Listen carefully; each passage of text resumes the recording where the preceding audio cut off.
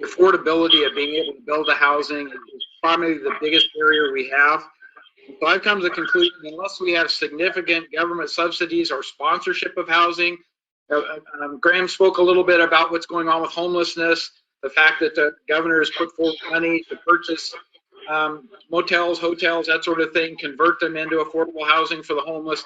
All of that helps meet the needs of the homeless, but also housing in particular. So without that government sponsorship and funding, it's going to be extremely difficult. And then the other part of it is the longer term type of funding that's available through land trusts and other things. We're looking at that part of it. But beyond just the cost, one of the biggest issues that we face is that the residents who've moved here into El Dorado County and Beaver Hills in particular most recently don't want to see any more growth. They don't want to see more housing. They don't want to see places for the homeless unless it's somewhere else. There's this NIMBYism thing that happens to a lot of people. They moved here for a purpose, right? For a quality of life that they were able to attain by moving to the location. But they don't want to see that diminished by more people, more traffic, more housing, all of those things. So it's always a situation that where do you put that affordable housing? Where do you build the new housing? Even if it's market rate housing, we have objections to that because of transportation and noise and anything. So everything else that goes with that, rather. So a lot of the challenge we have, the barrier, is letting people understand that if we don't start deciding on our own where we're going to accommodate the RHNA housing numbers, that the state will do that for us. And nobody wants to give up our local control, our local ability to evaluate projects and determine what's appropriate for it. And there's already action going at the state to reverse that, so that local entities would no longer have that ability of using discretion in how projects get approved. As they become ministerial type projects, the more the community loses its sense of control and balance within the community. So that's ultimately one of the threats that goes along with we have to build housing somehow, or it will be done for us.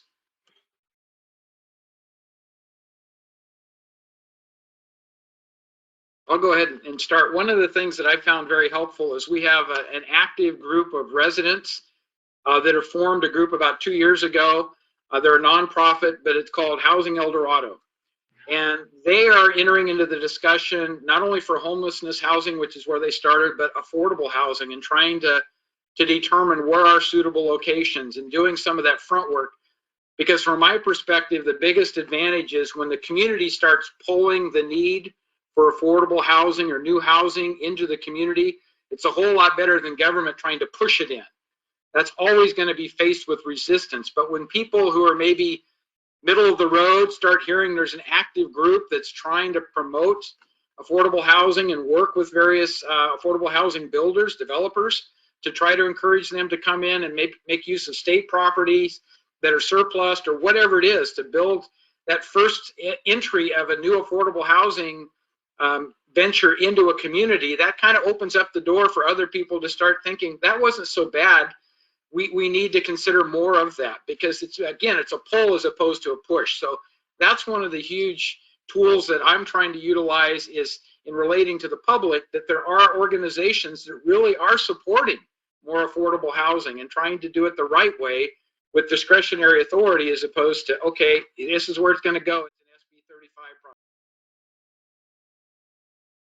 When we're talking about leadership for a rural county, and that's all I can speak for, I think rural counties really have to look at creating new policies or modifying existing policies and zoning categories to allow a wider, more diverse set of housing. For instance, we've had a lot of interest with what's called micro homes, which are typically smaller homes on a foundation, collects property tax, et cetera, as well as tiny home units, which a tiny home to me is on an axle, it's registered by DMV, it's mobile from one place to another.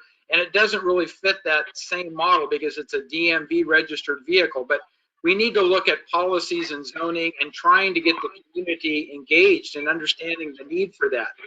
One of the other key areas is to look at the missing middle, i.e. our workforce housing. How do we create the right environment to co-locate housing where jobs are? And for us, that's primarily El Dorado's Business Park. So we've had a number of different projects come forward. I mentioned earlier, in a mixed use category where you actually co-locate either in a horizontal or a vertical format, commercial with residential housing. The advantage there obviously is people don't need their car anymore if they're able to work locally and they have their needs met locally. They can use a local transit bus, a shuttle, whatever is available to get their goods and services they need locally, but be able to get back and forth to work, which unlocks a lot of our opportunities on the roadways, because we all know that the state of California doesn't really want to expand highway capacity within with the exception of a few regions. So that's another major area, is looking at that missing middle form of workforce housing. And then the other major part for El Dorado County is incentivizing and looking at the use of auxiliary dwelling units, or ADUs. How do we make the best use of that state legislation to encourage existing single-family residential property owners to add an ADU, either for a family member, for guest purposes, whatever it is, because we're incentivizing some of those things.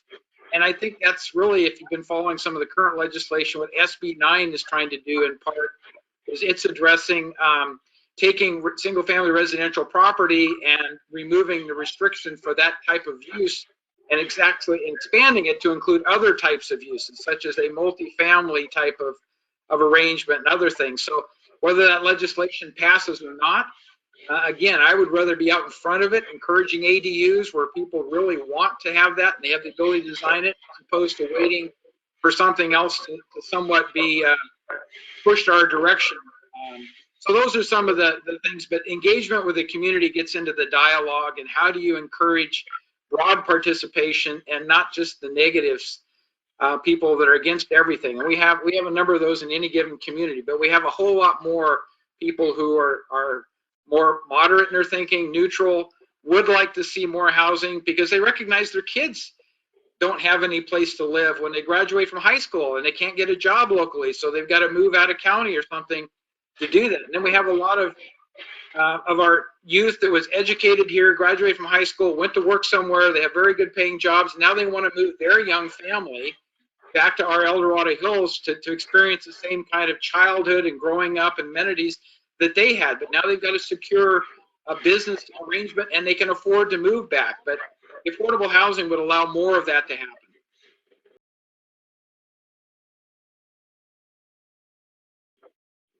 Yeah, our county general plan identifies 3 different categories of our communities. One is called a community region, a rural center.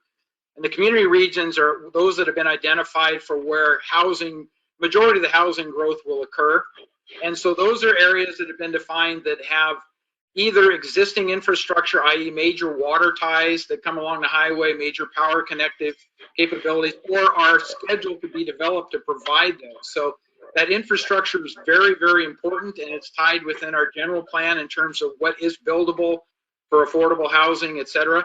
Because again, as I mentioned, the transit aspect of it, being able to get people moved without having to own an automobile is huge. And so you need to have a large enough community and adjacency to services that people feel comfortable that they can really live reasonably successful without having to drive a car every day. Let's put it that way. You can park the car for a major period of time, but you can get the services, good services, access to things you want without having to use the automobile. So that's certainly part of it.